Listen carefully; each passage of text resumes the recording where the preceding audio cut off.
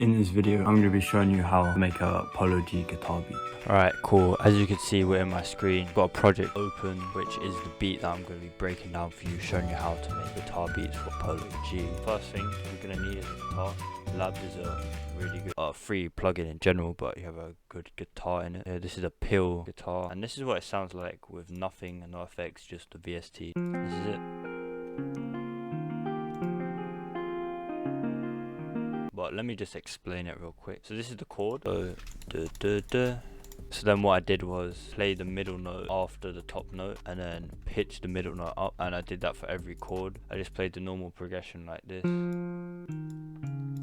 Like that. That's the normal progression that all these type of beats use. Alright, so that's the chord. Something with guitars is that all the notes sort of bleed into each other, so I just drag all the notes by just doing this and drag them into each other, and that just makes it sound more realistic. And obviously I Alt S. And then what I wanted to do was actually add some effects. So what I did was add Valhalla Supermassive, a great free plugin by the way, go get it, with bright room, and yeah, and then wider as well, just to widen it out, and then just panned it a little bit to the left to separate from the other melodies that I added. The next thing I did was bounce it out by pressing this and pressing Alt-R. I get an audio clip of it, and then what I did was duplicate it again, make one unique, pan one to the right and then pan one to the left, and then the one on the left I actually detuned it by plus 10 cents. It's just a little bit. So what this is basically doing is when you record guitars, you usually double track it or like record multiple takes. So I just do this and it makes it sound more realistic. Detuning it makes it like just like, oh, this is a different take. It makes it sound a little bit different with the effects and double track and everything. Sounds like this.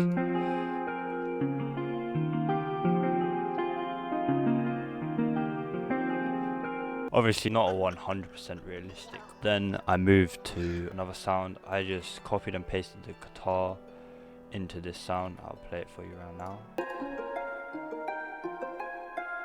Just a one shot. And what I did was pan it to the left, and the same reverb. That's another thing I like to do, is add the same reverb to all of my sounds. But yeah, it makes it feel like it's all in the same room. So and an EQ, just delete some low end. Let's move to the next sound, which is this lead sound basically. Or yeah.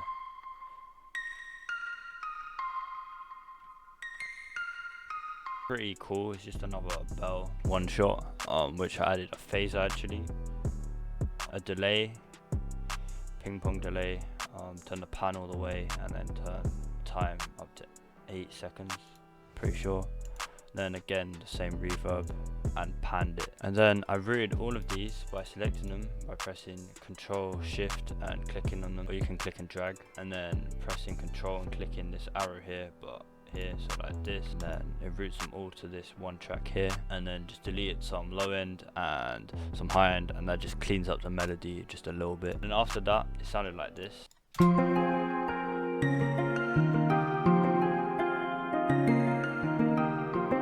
So another thing I like to do is actually automate the EQ just to make it sound more interesting, because deleting the low end is good when you have bass in it, but if you don't have the bass in it, then it won't sound as good because those frequencies are missing from the mix. By automating it, you can get the clean 808 and melody mix, but also have the full sounding intro. And yeah, so that's why I did that. After I did the melody, I just moved to the 808.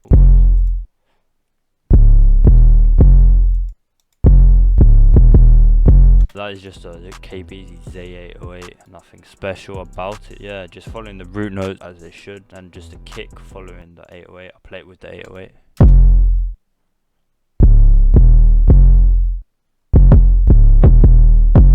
These notes play off. I like doing that, it just gives a lot of bounce to the beat. And then clap.